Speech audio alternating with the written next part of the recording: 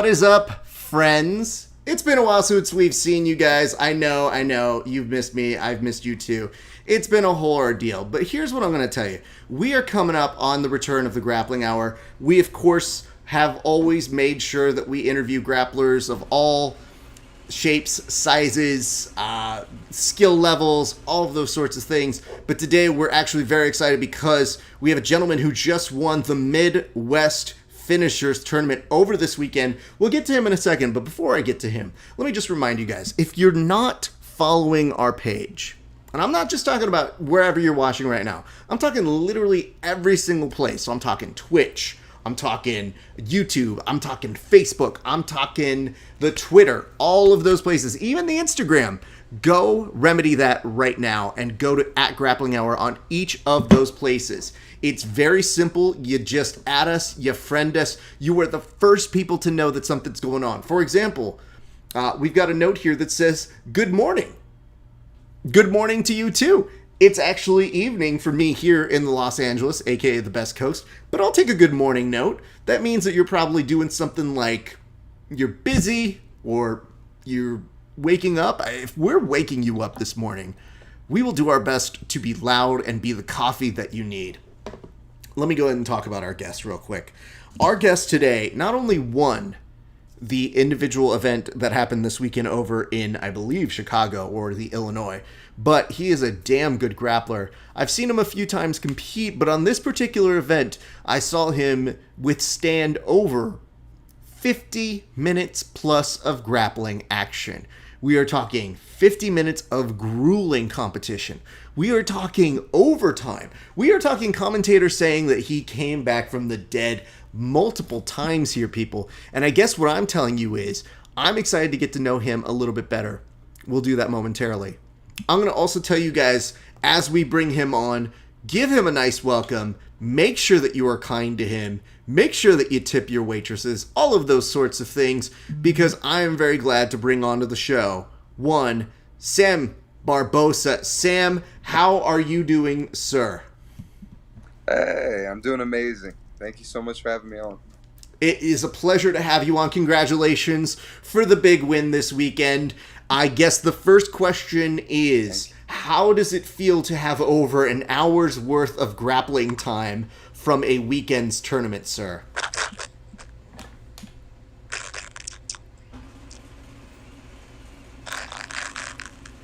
Hey, Sam, your voice is coming out just a little bit, so I'm going to go ahead and bear with you.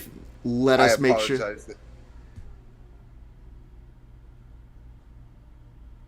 Are we good now? I can kind of see you on a little bit of a delay, but we're good. Yes, so how does it feel to have over an hour's worth of grappling time at that tournament? It was super duper fun. Like the best thing about competing is competing and like being in that moment. And so I was honestly just like on cloud nine, like just rolling. How did you get involved in this tournament? My coach said that Omar, like he knew him and he knew that there was going to be a bunch of like high level guys in this tournament. He asked me if I wanted to do it. We did like a little donation seminar at the gym. This like gym came out amazingly and got the plane paid for and whatnot. And there I was. So your gym rallied behind you. You have, I'm sure, what sounds like a donation-based kind of seminar that would raise funds to get you on out there? Yes, sir. Okay. Did you threaten anybody? Because I feel like that's a better way to shake people down. I feel like if you have somebody in a heel hook and you say like, hey, listen, I could finish this right now, or you can kick in another $20.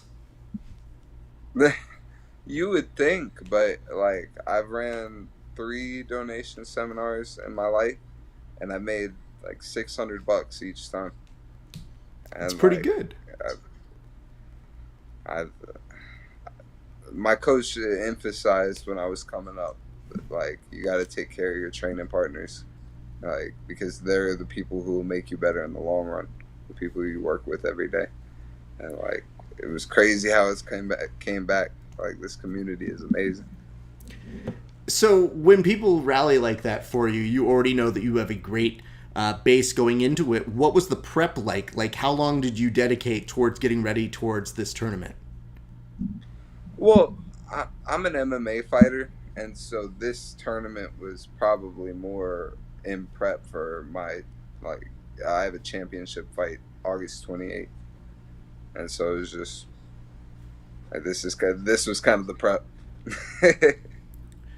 How does that compute into your prep? Like, how does that decision get made where you say, you know what sounds good? Before I go have a really important fight, I should go grapple in a 16-man tournament. Like, where does that thought process go? Because what I'm like, all my other competitions are in preparation for like my last world championship run that I make in my life, and so that's the only match I guess that really would matter. So everything is prepped to me. Okay, that makes sense. We'll come back to your MMA fight that, of course, is on August 28th, so that's just a few weeks away here. But I do want to continue on this. What was the travel like? Obviously, you're coming from Jacksonville, so you got to make a little bit of a trek out. How long did it take you to get up there, and how out were you before the tournament? Um, it was honestly like a lot of fun. I've traveled to a lot of states doing jiu-jitsu. I've like flown over even more, but I'd never been to Chicago, and like I was excited to try the pizza. I was surprised at how flat it was. I've never dealt with like that flat of an area. I apologize, my cat. It's okay. We are a pet-friendly show, so if the cat wants to make an appearance and stay on, it's perfectly welcome to stay here. I'll interview it next. I appreciate you. But yeah, that was the biggest like shock to me, was how uncomfortable, how flat it was made me. Did you like the pizza? Did you actually get deep dish pizza? Because it seems like to go to Chicago without getting what would be not as flat pizza or thin, one might say. The deep dish is really the appeal of going to the Chicago. Did you get some of that? Yeah, actually, the owner of the gym and the promoter Omar, he one of his white belts let me stay at their house for 2 days, and he like took me to a pizzeria that's real big around there, and it was a lot of fun. It was really good. That's good to hear, because I know that we have a demo in Chicago, and I might get letters if you didn't like their pizza. And I'm not trying to get letters because people no don't problem. like certain things. But yeah, I used to live in Illinois for a little bit, so I know the place. I know it can have ridiculous weather. It's probably a little humid at this point right now, if I'm guessing properly. Heck yeah, but I'm from Florida, so it was nice to me. Understood. So when you do get out there, you've got a couple days. It sounds like you're spending time with one of the white belts out there. Do you do anything before you go into it? Because if you're out having pizza before a tournament, you're not worried about weight. You're not worried about any of those sorts of things that other people might. So what is the like little prep time that you have while you are out there look like for you? I got picked up from the airport. I weighed in, and then we just kind of chilled. Like, I don't know if this isn't family friendly enough, but like I smoked a blunt. That's usually what I do as like a. Well, young man, we're gonna cancel you on this show right now. We won't stand for any of that devil's lettuce being on here. You do realize that if you weren't smoking before the competition, you would have your 10th Planet credentials revoked. So Very true. It's a huge portion of this. I'm also noticing you're wearing a Karate Kid t-shirt. Oh, yes. So I guess the question is, who do you identify with more? Do you identify with the Karate Kid series or the Cobra Kai rebrand? That's one of like the few like reboots I can honestly say was just like kept it up to par. It's like it's a good continuation of the series, but I gotta give my base to the classic, because nothing hits quite like seeing the good guy persevere and win when you're a little kid. That's true. I mean, I will say this. You do get a sense of a kid, a young person, when they start being like, I don't know, Darth Vader's kind of right. And you go, oh, no, this might not go well. Exactly. We might be in for something with this one. Okay, sure. No, he's cool. We like him. But we did grow up understanding he did genocide a whole bunch of... Okay, not important. All right. Good to know. Let's get to the tournament, though. You weigh in, you get a little bit of time. Tell me about your first match, because I did preface this a little bit earlier, but I said that you had about an hour's worth of grappling mat time. So the first match, what happens there, and walk me through that match, if you would be so kind.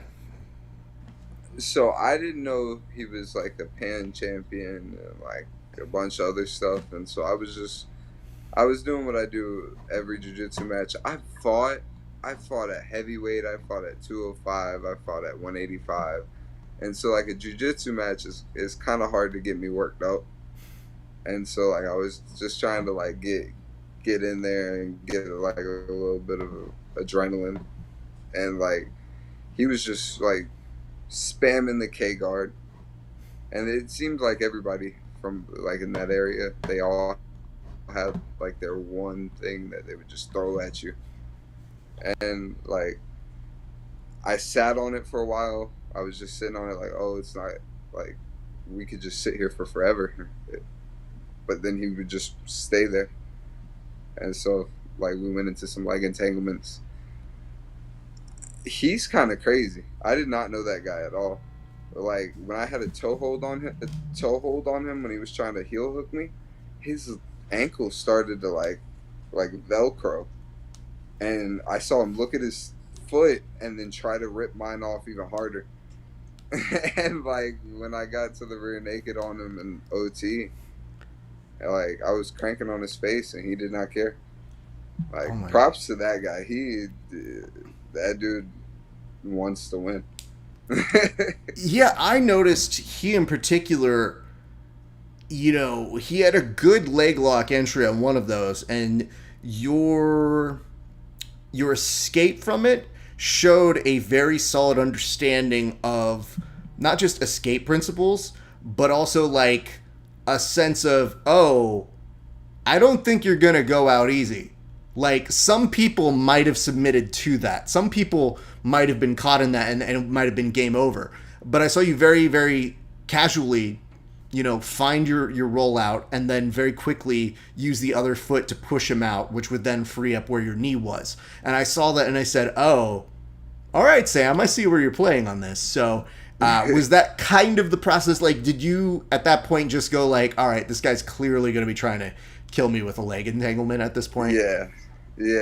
I was trying to get him to understand like he's not going to just beat me with just spam your first move into your entry.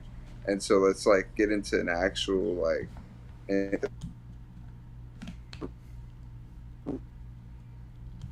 roll over kind of chest to chest and we're moving.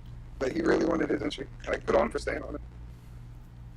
No, and again, props to him, man. He made that a very fun match. On the commentary, though, and I do want to give credit to the commentators. Yeah.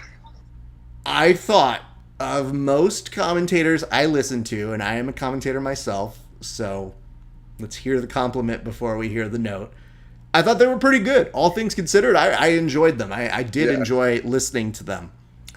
I would say in your case in particular, however, it did seem like they were like, well, Sam's done here, so that's a wrap. Oh, he's in trouble, man. It's only a matter of time before this is still going. Okay, well, clearly his MO is just to go to overtime. No, he won there too. Okay, well, you know what? Whatever. This guy is just winning. I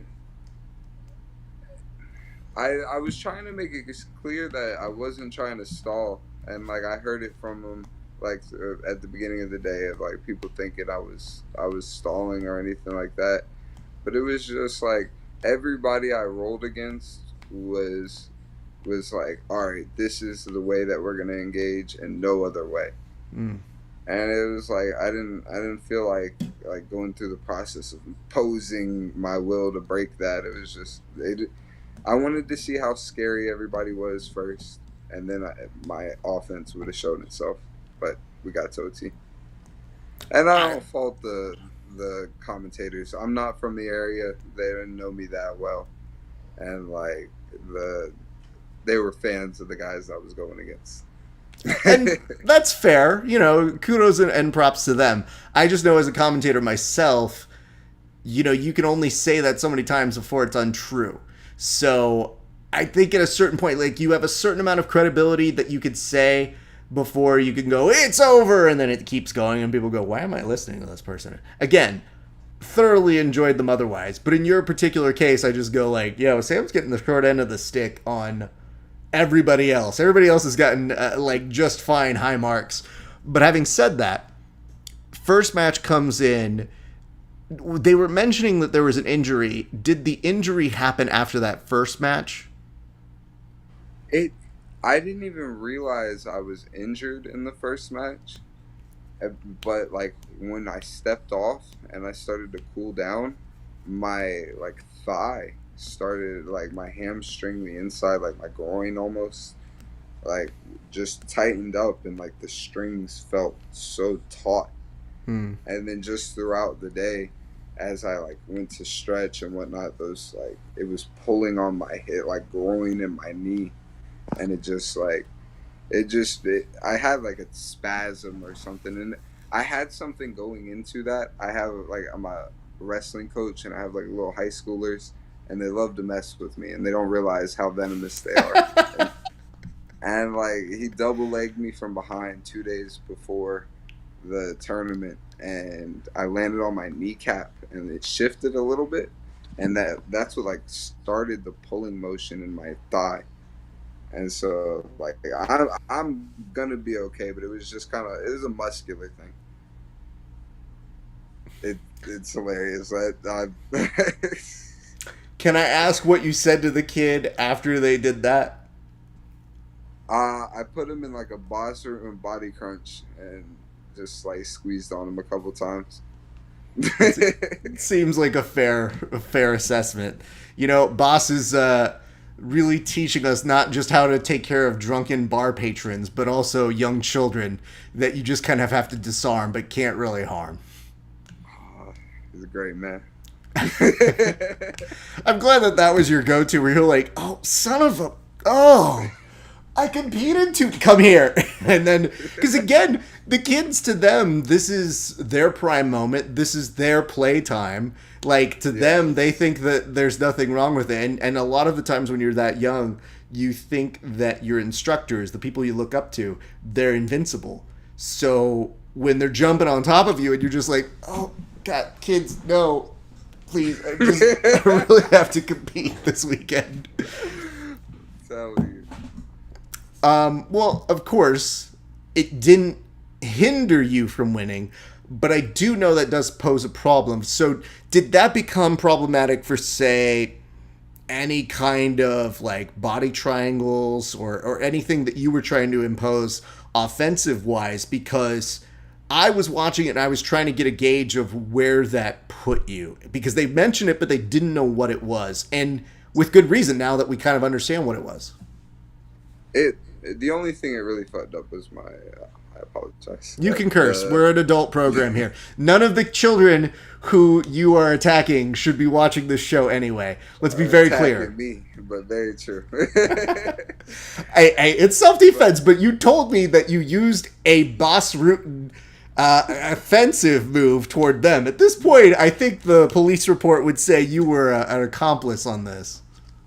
True. But no, just my standing passing. Like the George was like kicking at my knee, and like I didn't have full range to extend it because of my hamstring, and so it was straightening it kind of against my will, and so I just had to pass from the knees. But it wasn't an excuse. Like so, like any critiques people have of me are mine. It wasn't an injury. That's fine. I wouldn't worry too much about those. And in fact, I think it's kind of commendable when you see like somebody that you know is injured kind of still like not only be in the game but still be at that point where it's not just an open wound that people can just attack and then you're out. Like, they might smell blood in the water, but you were still in it. And even when they were attacking your legs, they figured, you know what, this is a lost cause. I got to go upper body at this point. I got to try and take us back. And there was, I think, was this in your second match that you had the guy on your back for almost... Because I know Sanchez, he's tough, and I'll get to him in a second, but for a while it looked like some of those back positions, it could be game over.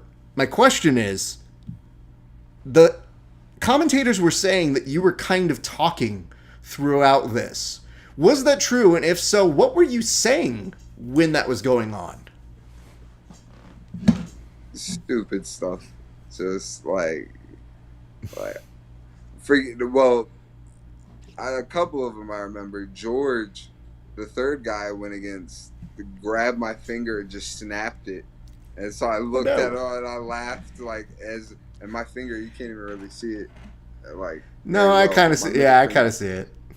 And he just, whoosh, and I was like, "You motherfucker!" And I really enjoy jiu-jitsu matches because I fight, and so there's nothing scary about it. And so I told Sanchez I was about to wrist lock him, and then I wrist locked the mess out of him. I heard his wrist pop. But I was playing around. Yeah, because when it was mentioned that you were talking to them, it was so subtle that I couldn't read your lips. I couldn't figure out what you were doing. But I do know, as somebody who has a highly defensive game, there is a large part of my defense, not saying it's yours, but there's a large part of my defense that is effective because I can out shit talk everybody. So I don't care who you are. If you don't do stand-up comedy, if you've never performed in front of an audience, you don't have this skill, which is I'm going to pass you just by talking trash about you and insulting and roasting you. So that's what I thought might have been the case when I didn't see it. Yeah, you're 100% right. When somebody goes in their third entry and then they're realizing that I'm not even really defending the entry, and then I get out for the third time, and then I'm like, almost. They usually turn it up a little bit, and then they make a mistake, and now I'm on your back, and I've spent so much time working on my back control. See, I'm good about you saying that because I tell people who are my training partners who are close friends of mine, I'll say things very similar to that where I'll be like, oh, so close. And they think sometimes I'm talking trash about them. I kind of am. But I'm actually I'm rooting for you. I want a better role. So if we keep doing the same thing every single time, it's going to get stale and none of us are going to get better. So I'm rooting for you to try something new. I'm rooting for you to have some success because I want to see if I can actually get out of this. And if I can, I think I'm getting better. But I've definitely run into some individuals, I won't name names, but some high-profile people who I've talked shit to, and I'm like, I have no business talking trash to this person, but this is clearly what I'm going to do. So obviously those things go well. The injury is there. Talk to me about your finals match with Sanchez, because I love the shit out of him. It's 10p on 10p crime. He's so good. He's so good. It's just I think I was a little bit too big for him to get his A game off. And I have an A game that works on everybody. Being on somebody's back is just your whole body versus their neck.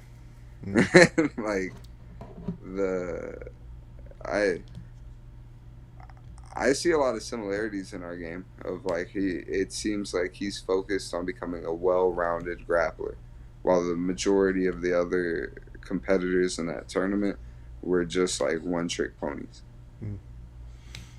I would say this, Alan, there is a reason he is continuously in those final rounds. There is a reason he has such varied success in so many of these tournaments. So I definitely know that he's somebody that I always like watching.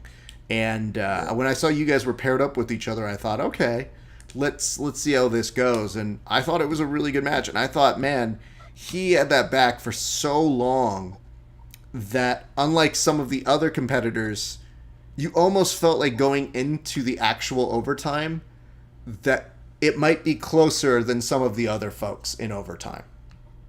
Yeah. It, I was there. The only way he was gonna submit me was a triangle, or like an inverted triangle, or a regular triangle, or a heel hook. And so, like, I was working to get out of his back control during regulation, but I was working to make sure I got out on my correct terms so that I didn't, like, fall into the ways that he could finish me. And, like, yeah, it was the EBI just allowed me to force my way out. And then, I, like I said, I have that ability on the back now. So It was good. It was very solid. And what was it like to win? They give you a championship belt and then a Flava Flav little like gold chain thing. I didn't get the chain. The chain was for a super fight, that's right. I did get the belt. I did get the money was nice. The money was like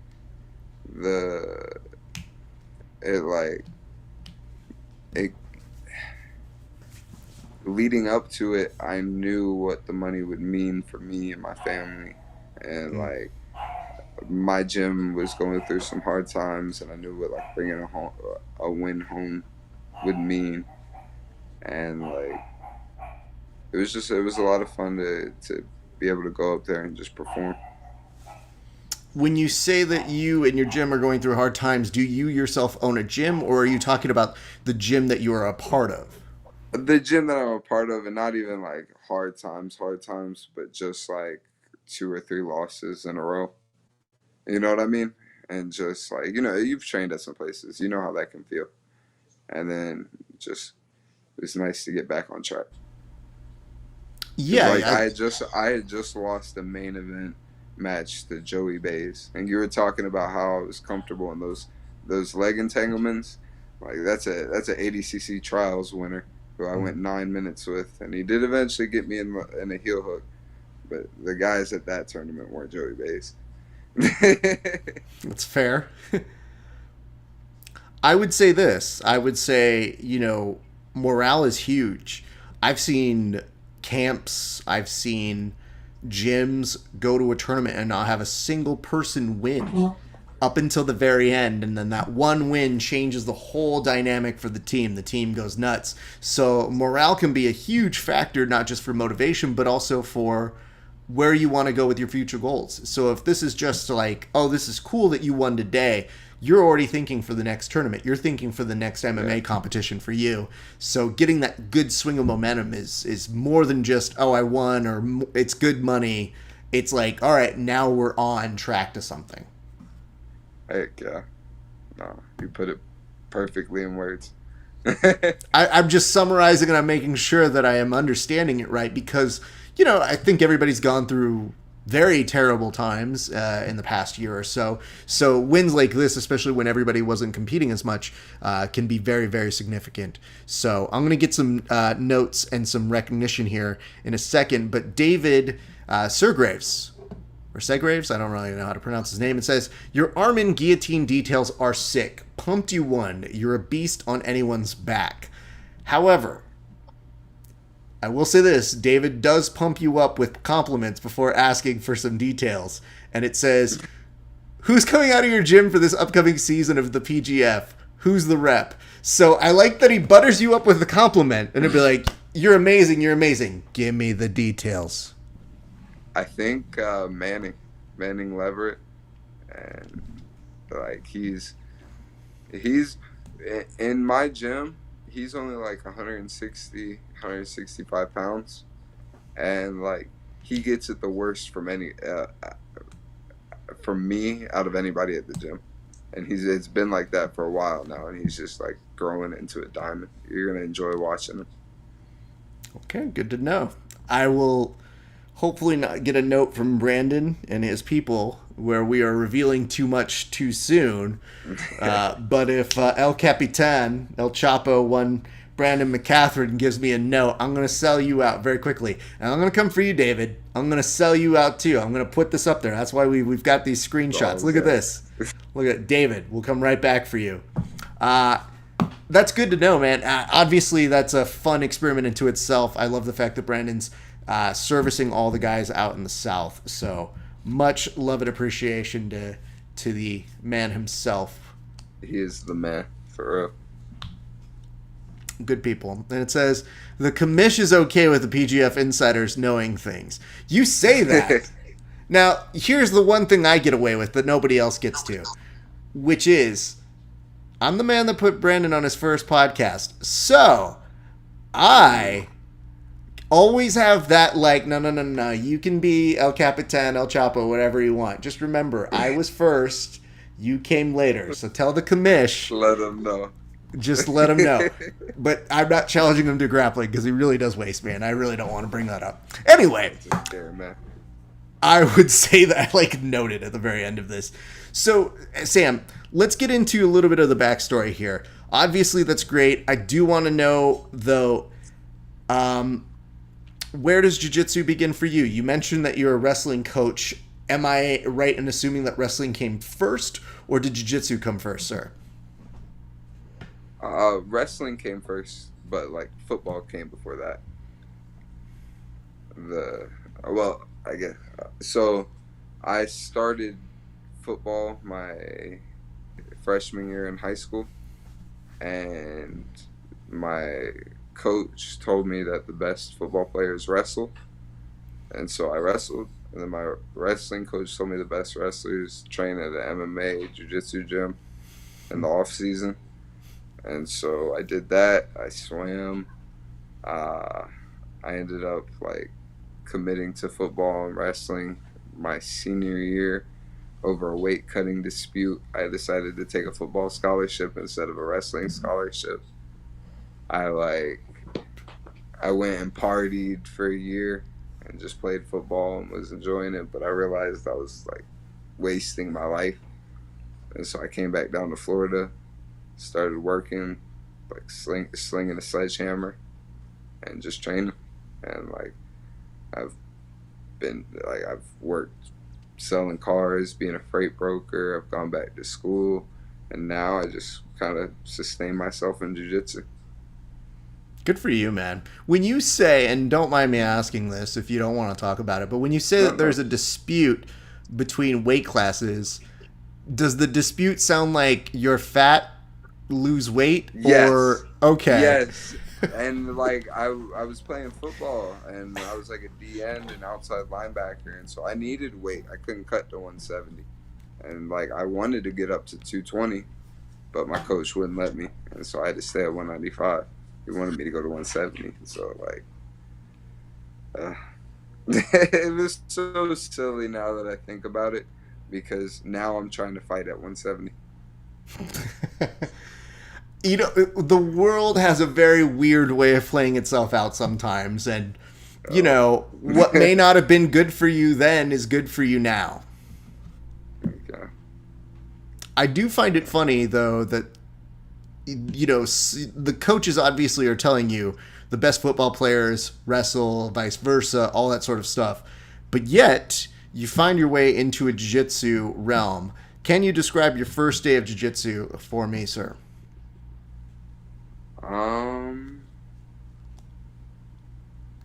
So that's like my first day of jiu-jitsu.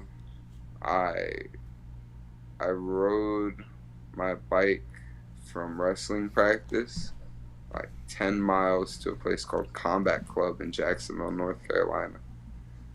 And I took a Muay Thai class, and then I took my first jiu-jitsu class. And like I intermittently trained there throughout my high school career. I took a year off for college, and I came back. What made you come back? When I got back from college and I didn't really have a lot of direction, I had realized I'd squandered a lot of opportunities and whatnot. I needed to I needed to get back to where I was when I was at my best, and that was when I was just like focusing on making myself better. And there was no better place than like a jiu-jitsu gym. You know, a lot of people talk about how jiu-jitsu saved their life, all that sort of stuff. For me, it's always important to understand where you fall in love with jiu-jitsu. When it sounds like you're becoming an MMA guy, where does the appeal to jiu-jitsu happen to you where you go, no, this is where I want to be? That's kind of funny. So I am actually like adamantly anti-sport jiu-jitsu. And like the I like I think that sport jiu-jitsu as it is now should eventually be overtaken by combat jiu-jitsu. And like I honestly just enjoy being a martial artist, and like the pathway that jiu-jitsu has really laid out for me goes beyond competition, because like with a 10th planet black belt, I'm in a position to turn my gym into a community center, and then turn my community center into a K through 12 school, then an orphanage, then a university, then a hospital. You know what I mean? Those are legitimate options that are available to me once I've put in the work. And so no, I got a lot of reasons to love jiu-jitsu. Well, it sounds like you have plans that stem with jiu-jitsu but go further. So you kind of are showing us kind of a tree of what those branches will extend to in the future, all things Yeah. considered, when you get your way. So those are very great goals to have, and I really like hearing those things. Where does the hospital come in? Because I think I see all of those different things, but are you going to like beat up people and then be like, hey, listen, I know how to fix you now? No, the real plan is like I set up my gym. I get to like 200-300 students. I try to get partnered with like a JCA or YMCA, a community like alliance type program, and then get them to help like sponsor with whatever I have down. Uh, get a pool, get a playground, get stuff like that, and then once I've got it set up, I can start to work for grants and whatnot. Set up a preschool, like a place for people to like invest in their community and have it come back to them. And then from there, like I can finish. I can get all my like college credits together, and then I could definitely get it to an accredited community college. Then from there, pick up whatever disenfranchised youth is in the area, pick up some grants, because like those things exist for people who are actually trying to do good. And then like from there, hire some teachers, get it accredited. You have a university, and then you would have the resources to set up a medical department. Okay, now I understand that a little bit better. Now, pardon my French on this one, but most folks in jiu-jitsu are douchebags when it comes to giving back. Why is there such an emphasis on giving back for you? What is that appeal? Obviously, I know that you work with youths in wrestling, but it seems like that is your future, that is what you want to do, but you're trying to go above and beyond the regular confines of, I just want to teach. You have larger, ambitious goals. Why is that? I I've been blessed with incredibly high expectations, and so I plan to fulfill those in the best way I know how, and like that, looking at all the options that are in front of me for my future, that seems the most truthful, that seems the most good, that seems like it'll bring the most joy and peace to those around me, and therefore myself. Good for you, young man. We can definitely use more people who want to try and instill good in the community. So I'm very pleased to hear that is part of your future. And I know it's a tough road, but you seem like somebody who wants to take on challenges in a very large way. And as Egghead Warrior, who I believe was already with us on his Facebook account, but is returning back here, says, if you don't cheer for Sam Barbosa, you don't have a soul. So I don't know if you can trademark that, but you should make a shirt with that, because I think that's a good way to tell people, yo, fuck that opponent. If you don't cheer for me, you're a bad guy. If he beats me, he's making me better. I think I got my answer on this one, but we did have somebody who chimed in and said, coming from a wrestling to jiu-jitsu, how does it make you feel when people pull guard immediately in sports jiu-jitsu matches? Am I being set up here? Is this a question you normally have a certain feel? Because I think I know where you're going to go with it. I'm very opinionated on this subject. I think Oliveira's jiu-jitsu is better than Gordon Ryan's. You know what I mean? And so I think that sport jiu-jitsu exists in this little niche where it's like it's incredibly hard to submit people except for leg locks. But leg locks become less effective when strikes are involved.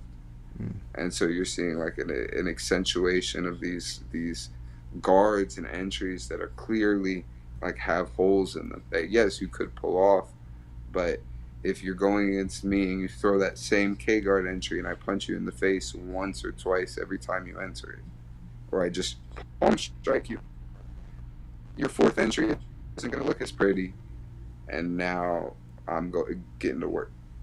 And so like there's a hierarchy of positions in sport jiu-jitsu, and there's a hierarchy of positions in combat jiu-jitsu. There's a hierarchy of positions in MMA. And I think that MMA's hierarchy is better than sport jiu-jitsu's hierarchy of position. And if that's true, then combat jiu-jitsu's hierarchy is better than sport jiu-jitsu. Therefore, a combat jiu-jitsu world champion should technically have better jiu-jitsu than ADCC champion. Good to know. And you know what? It's almost as if we've got a publicist in our little comment section here. It says, so combat jiu-jitsu is the real answer. And then what a great segue here. Any chance we'll see you in combat jiu-jitsu in the future, you'd be great at it. I know a little bit of the answer to this one, but would you mind taking that question? Yes, sir. I'm doing combat jiu-jitsu world's trials September 7th in Cali. And like Eddie's a freaking genius, like for real, to have like figured out that like the problem in sport jiu-jitsu so early, and to have like come up with a rule set, and like he's ahead of the game on rubber guard for MMA and whatnot. And it's like, I don't know, he's a legitimate genius in that respect. Well, that's pretty dope. But let me see if I'm doing the math here right. August 28th, you've got a fight coming up. Yes. Okay. Then September 7th, you've got combat jiu-jitsu trials. Yes. Okay. Why? Like, just legitimately tell me why, because I'm looking at those two dates and they don't seem like they should go together. Because no, like, competition is the fight for me. No match is like the most important match. My matches are like with my little sister and my little brother, you know what I mean? Those are where my real fights are. And so every opportunity that arises that would make something a little bit harder is just like I put more weight on the squat rack, you know what I mean? I add more weight. I do it on purpose. So it's just following that mindset. You lost me when you mentioned weights, because I don't. I'm a true believer in jiu-jitsu. Oh God, I don't lift people. God, I'm not trying to. If anything, half the time, I don't know if you've ever rolled with somebody that has solid technique-ish, but then they're just really heavy and they know what to do with it, and then you're like, oh, you're gonna make me have to like bench press and do like hard things. I don't want to do that. This is really annoying. I'm not. Yeah. I've heard things to that effect. Well, if that is the case, it sounds like you have a very busy month ahead of you. I guess the question is, what do you envision happening within this next year? It sounds like you've given a long-term plan, some thoughts, but what do you see happening within this next year, sir? Like, what are some of the goals and what are some of the things we can expect to see happening for you in this next year? Heck yeah. So I have my last amateur MMA fight, the 28th. This weekend I'm out in Texas for like a $3,000 three-man quintet tournament. I've got the CJJ World Trials, and then in November I got ADCC Trials, and then I'm gonna take a little siesta. Or well, actually, before that, I'm making my pro MMA debut in December, and then after that, I'm gonna take a little bit of a siesta, get my money pulled together, and then go down to St. Augustine and start a gym. So let's get this straight. The St. Augustine is happening within the year? Not the year. Okay. The At the end of December is when I'm gonna start getting the money together and just like scrounging and finding an actual place, finding numbers, and so it'll probably doors opened at the end of next year. Okay, I mean, still, that's a very clear goal that you have set for yourself. So I like that you've already told yourself, like, man, it's going to be real hard to start that process, but I'm just going to do it. Yes, sir. Well, good for you, my man. And you know what's? Let me just go ahead and tell the people who are watching this right now. Normally, and I know Sam will back me up on this, but normally when I bring people on the show and I say, what do you have to plug? They tell me certain things. Sam essentially said, like, I got nothing to plug. Literally had 5 things in a row that he gave shine to that was like, oh, I'm fighting. Then also there's this quintet thing. Combat Jiu-Jitsu Worlds. I'm going to make my debut as a pro. And then, ADCC trials. Yeah, I mean, dude, you've got a lot coming up in the next few months. So I'm just going to tell you, to the next person who does an interview with you, just remember up top what the hell you've got going on, because magically all of those things just appeared. They just tell me and I show up to the airport. It's a bad habit, but yes, sir, I got you. I'm concerned for your well-being, because if you're like, I don't know, man, sometimes they just point me somewhere and I get on a plane and then I'm there. Yeah. Well, either way, it is an entirely impressive thing that you are doing. I'm looking forward to it, and I really didn't even ask, like, and I guess I'll ask this as we start to wind down now. Why MMA? I mean, I get the idea that you want to transition and show that your jiu-jitsu is applicable as a martial artist to a number of different disciplines, but how long did you know that you wanted to fight MMA?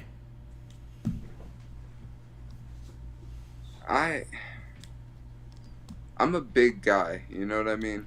And so like when I roll with people, or when I interact with people, or when I usually have to like put some constraints on myself, you know what I mean? And like you're a pretty successful man, so you understand what I mean. And like it's there's nothing more freeing than when you like all of that build up, all the thoughts that you could have, all the thoughts that you did have, all that build up, it just disappears. And like that clarity of mind, like people meditate for hours trying to like find that moment, and I can get it just stepping in a ring. Well, that's pretty cool. Good for you, man. Appreciate you. Also, it'll make having the gym easier.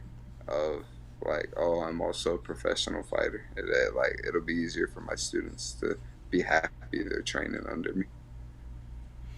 I mean, you're really not going to leave too many stones unturned here, because You're competing in combat jiu-jitsu, you're competing in MMA, you're competing in jiu-jitsu, at regular tournaments, sport jiu-jitsu, ADCC. It seems like you're pretty well rounded here, so I don't think anybody who comes to your gym looking for any kind of grappling exchange is really going to be really out for loss. Like, if somebody comes up and asks me, like, yo, show me something from judo, I'd be like, I'm just not. I'm going to suggest you go elsewhere for that. But it sounds pretty dope that you've acclimated all this experience and that you've got plans for it.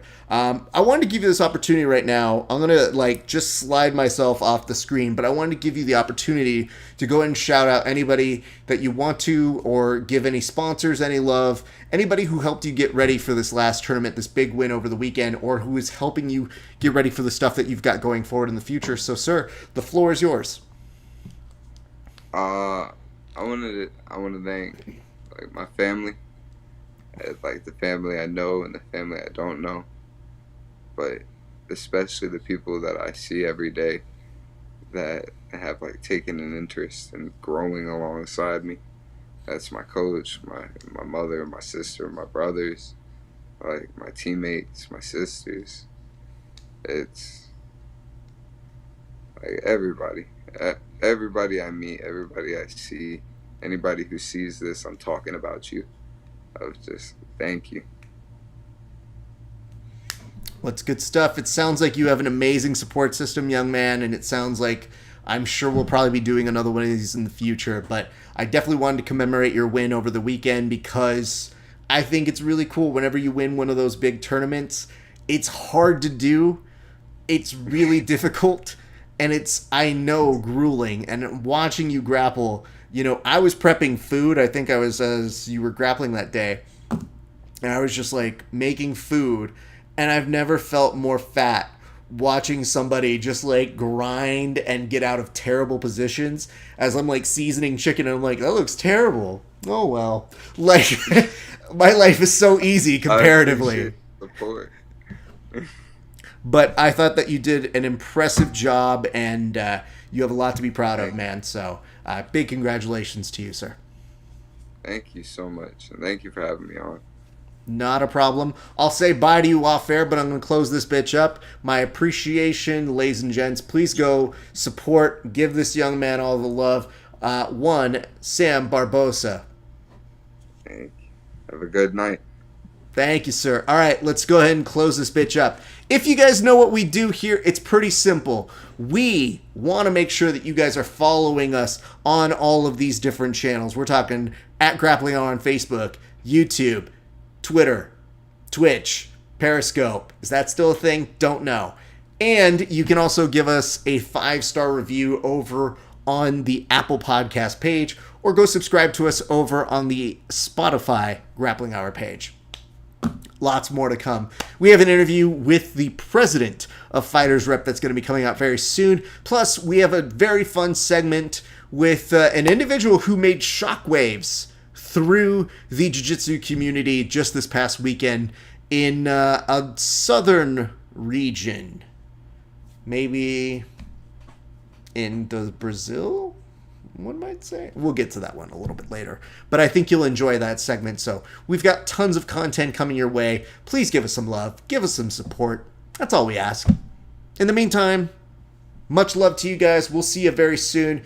My name is Rafa Esparza, your friendly neighborhood BJJ podcaster, wishing you a great night. It's been a great day for grappling. We'll see you back on the mats.